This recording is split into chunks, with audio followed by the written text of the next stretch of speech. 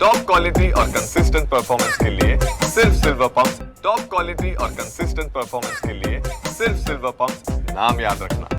फार वेळपासून बसलेलो आहे, परंतु मनामध्ये एक भीती आहे की हे वारकरी संप्रदायाचे सर्व ज्येष्ठ लोक समोर बसलेले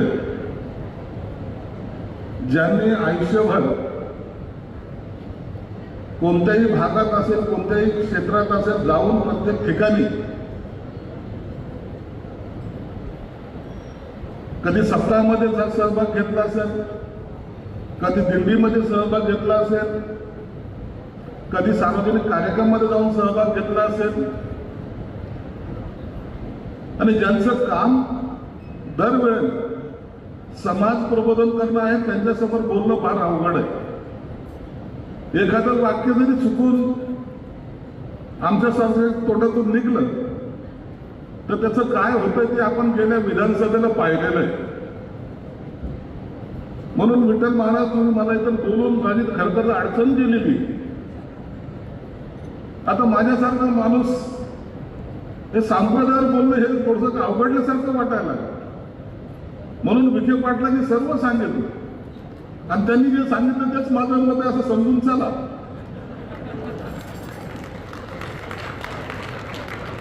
पाटील साहेब एक लक्षात ठेवा, हे जे वारकरी संप्रदायामधले लोक आहेत ना, यांना मी बगल डिग्रीचा डॉक्टर म्हणतो. यांचं डॉक्टरची पद्धत वेगळी.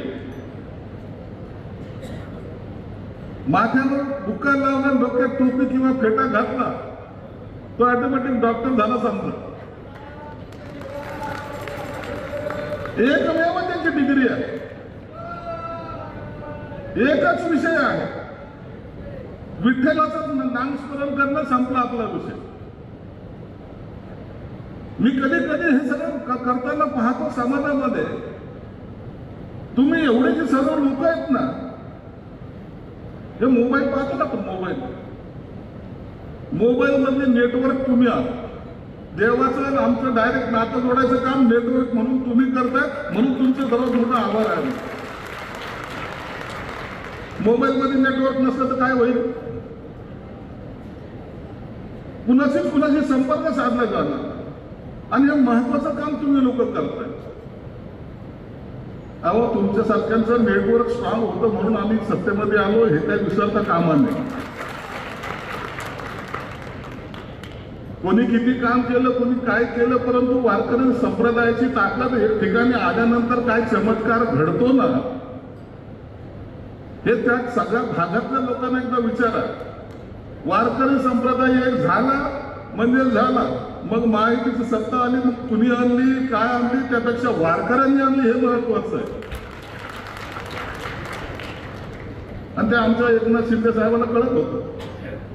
नावं एकनाथ असल्यामुळे ते मोटरसायकलीवर तुमच्या सगळ्या दिंडीमध्ये मोटरसायकलीवर फिरत होते. महाराष्ट्रातला पहिला मुख्यमंत्री असेल असं मोटरसायकलीवर पाहणी करणार. विठ्ठलराव माझ्याकडे आले, म्हणे साहेब आमचं संमेलन आहे, तुम्ही या. आता मी नवीन खात्याचा मंत्री झालो, मला माहित नाही कुठं द्यायचं कुठं घ्यायचं. माझ्याकडे त्यांनी प्रपोजल दिलं, विखे साहेब या संमेलनाला तुम्ही आर्थिक मदत केली पाहिजे. आता मी विचार केला, सामाजिक न्याय खातं मागणं आणि संप्रदायाला मदत करायची, हे थोडंसं गणित काहीतरी वेगळं दिसायला. माझ्या अधिकाऱ्यांनी मला सांगितलं की साहेब आपण देतो ते वेगळ्या ठिकाणी देतो, या ठिकाणी मदत देणे योग्य नाही. मी तर छानपणा तू शिकवू नको, जी खुर्ची मिळाली ती वारकऱ्यामुळे मिळाली हे दिसत नको. म्हणून सगळे मूल बाजूला, सगळे कायदे बाजूला, 25 लाखाची मदत ताबडतोबीने संमेलनाला ताबडतोब घोषित केली. मला वाटतं सोमवारी त्याला मिळेल. विठ्ठल पाटील तुम्ही घाबरून सांगू नका, कधी चिंता करायची नाही. आमचं सरकार असं आहे ना, चिंताच करत नाही. लाडक्या बहिणीचं काय झालं, लोक किती बोलणं द्या, आमच्या बहिणी खुश आहेत का नाही, सगळ्या खुश आहेत. चिंता करून कधी चालायचं नाही. अरे जे तुझं होतं काय ते तू घेऊन जाणार आहेस, म्हणून जे तुझ्याकडे आहे ते इतरांना द्यायची जाणत असली पाहिजे. हे समजणारं पाहिजे आम्ही आहोत. म्हणून बहिणीनं तुम्ही सुद्धा चिंतन करू नका, कधी तुमचे पैसे बंद होणार नाही.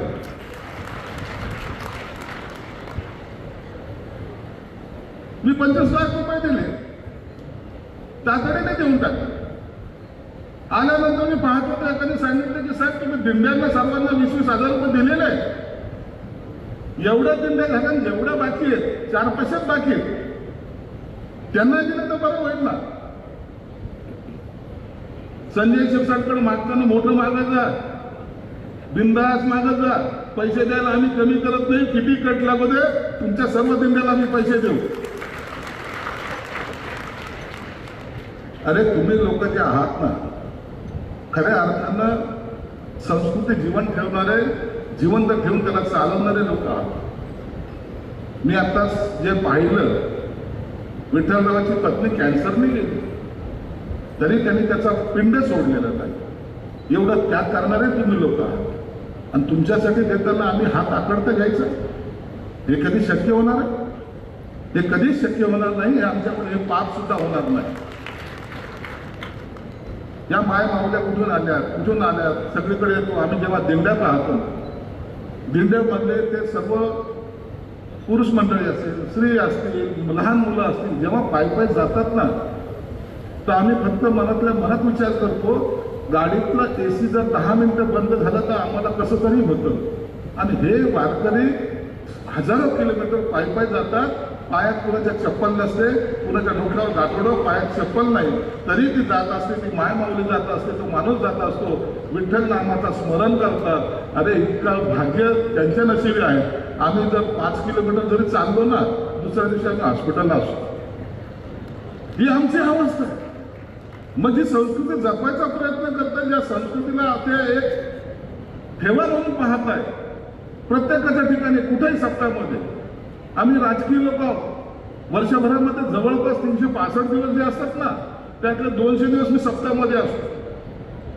ते यासाठी की मी पाहत असतो माझ्या मतदारसंघामध्ये, बजाजनगरला पाहतो मी, आजही सप्ताह चालू असतो. मी पाहत असतो की लोक आता त्या धार्मिकतेकडे चाललेले आहेत. तुम्ही किती कमवलं यापेक्षा तुम्ही किती जमवलंय, तुमच्याकडे पुण्याची साठा किती आहे हा आज पाहिलं जातं. उगाच नाही. वारकरी संप्रदायाच्या लोक आता ज्या दिंड्या निघत आहेत, पहिल्या कमी वाटायच्या, आज पाय ठेवायला जागा नाही, एवढे जे काही समुदाय सुरू झालेला आहे, लहान मुलापासून वयोवृद्धापर्यंत. खरं तर तुमचा मी मनापासून आभार मानतो की तुम्ही ही संस्कृती टिकवून ठेवताय.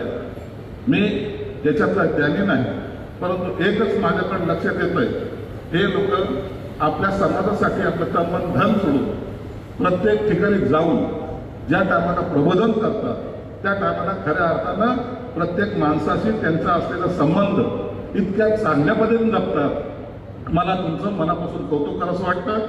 आज हे 13वं संमेलन या ठिकाणी होत असताना नाशस्त्री आहे, अनेक जण तिकडे त्या ठिकाणी गेलेले आहेत. तरी मी विठ्ठल पाटलांना सांगेन, यापुढे कोणत्याही अशा या धार्मिक कार्यक्रमामध्ये हे सरकार, विखे साहेब असतील, आम्ही असो, हे आम्ही तुमच्या पाठीशी आहोत. आमचं धर्म टिकला तर आम्ही टिकू. राजसत्ता आणि धर्मसत्ता हे कधीतरी एकत्र आले पाहिजे, हे आमचं ठाम मत आहे. जर राज्यसत्ता जर कोणी जर म्हणत असेल की आम्ही हुकुमशाही पद्धतीवर चालू शकतो, तर ते कधी होणार नाही, जो पण धर्मसत्ता त्यांच्याबरोबर जोडल्या जाणार नाही. म्हणून धर्मसत्ता कधीही राजसत्तेबरोबर असते आणि राजसत्ता ही धर्मसत्तेबरोबर असली पाहिजे, हे मानणाऱ्यापैकी आम्ही आहोत. म्हणून आज आलेल्या विविध भागातून आलेल्या सर्वांचं मी मनापासून स्वागत करतो. आणि पुढील वर्षी सुद्धा याच्यापेक्षा चांगला, दरवेळेला ही गर्दी, दरवेळेला हे सर्व वारकरी, दरवेळेला हे सर्व भाविक एका ठिकाणी आणण्याचं काम आपण करावं. सरकार सर्व पद्धतीने आपल्याला मदत करेल. पुन्हा एकदा या ठिकाणी बोलून जो मला मान सन्मान केला त्याबद्दल तुमचं मनापासून आभार मानतो. धन्यवाद. जय हरी.